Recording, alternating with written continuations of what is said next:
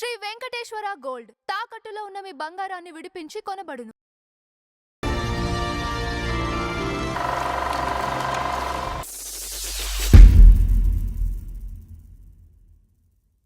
నమస్కారం నందవర్చంద్ర గారు. నమస్కారం అంజబాబు గారు. సార్ ఈ రోజు మన ఫ్లాష్ బ్యాక్ లో సూర్యకళ గారు మంచి ఆర్టిస్ట్ అండి.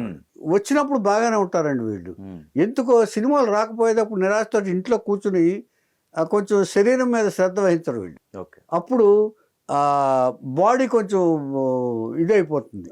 ఇదైపోయేటప్పటికి ఏమవుతుందంటే ముందు చాలా సన్నగా చాలా హీరోయిన్ లాగా ఉండేదండి. హీరోయిన్గా చేసింది శివాజీ గణేశన్తో చేసింది, ఏఎన్ఆర్తో చేసింది, కన్నడలో చేసింది ఆవిడ హీరోయిన్గా. ఇలాగా అమర్నాథ్ చెల్లెలుగా ఎంజీఆర్ ఎంతంగా ఆయన సినిమా తీస్తే తెలుగులో అది అమర్నాథ్ చెల్లెలుగా ఈవిడ చేసిందండి. చాలా సన్నగా ఉండేది, చాలా బాగుండేది హీరోయిన్గా. హీరోయిన్గా 2 సినిమాలు చేశారు, కన్నడ సినిమా కూడా చేశారు. ఇలాంటివి చేస్తూ చేస్తూ కొన్ని సినిమాలు తగ్గేటప్పటికి అవకాశం లేకపోయేటప్పటికి కొంచెం శరీరం మీద శ్రద్ధ వహించగా చాలా మెయింటైన్ చేయాలండి. హీరోయిన్గా మెయింటైన్ చేయాలంటే చాలా మెయింటైన్ చేయాలి. కాకినాడ ఇవి చెప్తాను నేను.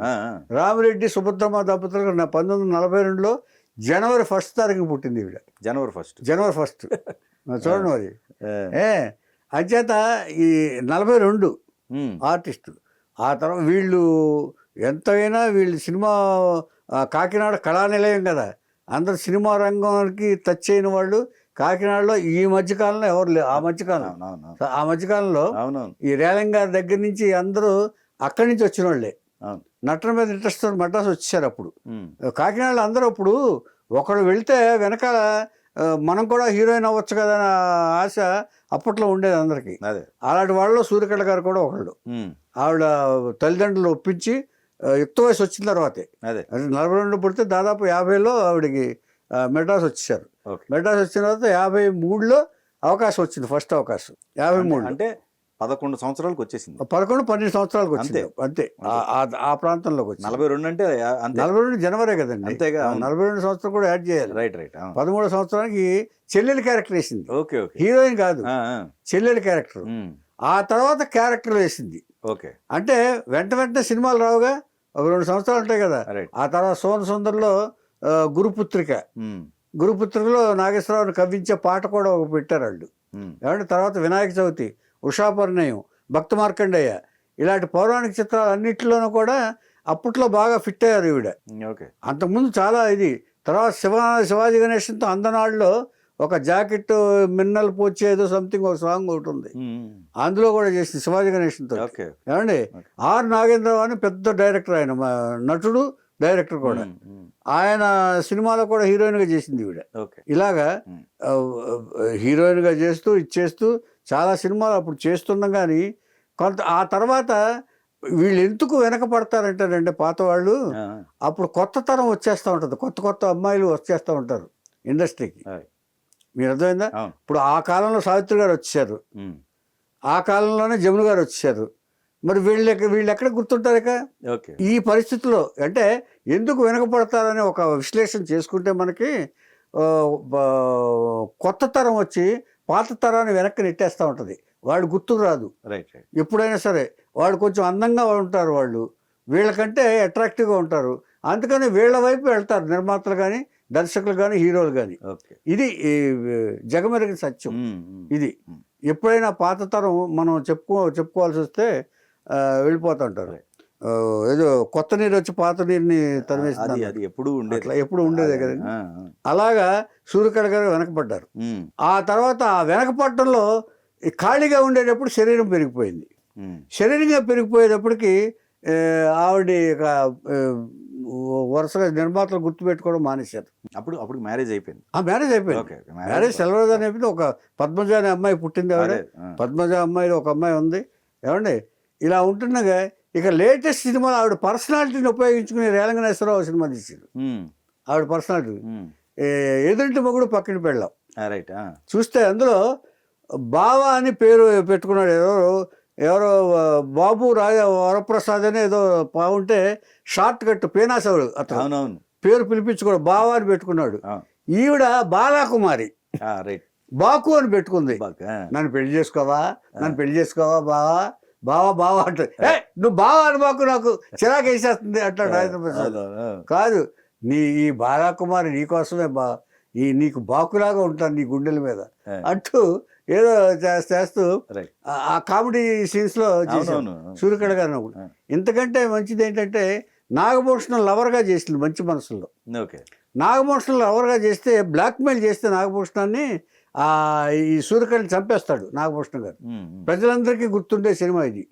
దాంట్లోనే నాగభూషణం పారిపోతాడు అక్కడి నుంచి, మల్లికను హత్య చేసేసి పారిపోతుంటే ఈవిడ జానకి గారి చేతులు తొక్కుతాడు. ఆ కోర్టు సాక్ష్యం వచ్చినప్పుడు జానకి గారు ఆ చేయి కాలు తొక్కిన వాడిని అనుమానాస్పదులు అందరినీ పిలిచి కాలు తొక్కిస్తారు. అప్పుడు భర్త కాళ్లే అన్నయ్య కాళ్లే పట్టుకుంటాడు, సొంత అన్నయ్య నాగభూషణం. నాగేశ్వరరావు గారిని శిక్ష పడబోతుంటే ఇప్పుడు చెల్లెలి మొగుడు కదా నాగేశ్వరరావు గారు, నాగభూషణం గారు అని నాగేశ్వరరావు యాక్సెప్ట్ చేస్తాడు, నేనే హత్య చేశానని త్యాగం చేస్తాడు. చెల్లెలి మొగుడు కాబట్టి నాగభూషణం. అప్పుడు అది కుదరదని చెప్పేసి దాంట్లో ప్రూవ్ అవుతుంది ఈ కాలే నాదని. అప్పుడు నేను హత్య చేశానని ఒప్పుకుంటాడు నాగభూషణం. సో ఇది ప్రత్యేకంగా అందరికీ జనాలందరికీ గుర్తుండే, ఆ జనరేషన్లో గుర్తుండే సినిమా ఇది మంచి మనసులో. ఈవిడ బ్లాక్ మెయిల్ చేస్తారు నాగభూషణాన్ని. ఇదే మల్లిక క్యారెక్టర్. ఇదే ట్రాక్ 1/2 లో పెట్టారు బ్రహ్మానందం గారు. అదే రిపీట్ చేస్తారు. కామెడీ అంటే ప్యారడైజ్ చేస్తారు, ప్యారడైజ్ చేస్తారు. ఇట్లా చేస్తున్నప్పుడు ఇలా సినిమాలు చేస్తూ చేస్తూ చేస్తూ మొన్నటి వరకు అదే మన రేలంగి నరసింహరావు గారి సినిమా వరకు చేసింది. ఆ తర్వాత ఎవరు ఇది అవ్వలేదు, ఖాళీగానే ఉన్నారు. ఉని ఒక 72 ఏళ్ల వరకు బతికారు ఆవిడ. సినిమాలో అవకాశాలు లేరు. ఇంకా వయసు వచ్చిన తర్వాత ఈ బాడీ తోటి ఎవరు అవకాశాలు అప్పుడంటే 90s లో కాబట్టి ఎదురింటి మొగుడు పక్కటి పిల్లల్లో ఒక వేషం ఇచ్చారు. ఆ తర్వాత ఆవిడ ఇది మారిపోతాయి జనరల్గా. అంటే ఇక పెద్దగా గుర్తింపు ఉండే పాత్రలు ఉండవు. ఎంచేతంటే స్టార్ స్టడెడ్ వచ్చేవాళ్ళు పోయేవాళ్ళు ఎక్కువైపోయారు ఆర్టిస్టులు అప్పుడు 90s తర్వాత. చాలా మంది కొత్త ఆర్టిస్టులు వచ్చేస్తున్నారు, అన్నపూర్ణ లాంటి వాళ్ళు వీళ్ళు వస్తున్నారు కదా. అటువంటి వాళ్ళు వచ్చినప్పుడు వీళ్ళందరూ వెనక్కి వెళ్ళిపోయినప్పుడు అలాగే ఇంట్లో ఉండి 72వ ఏట ఒక కూతురు ఉంది, ఆ కూతురుతో పెంచుకుంటూ అలా మరణించింది ఆవిడ.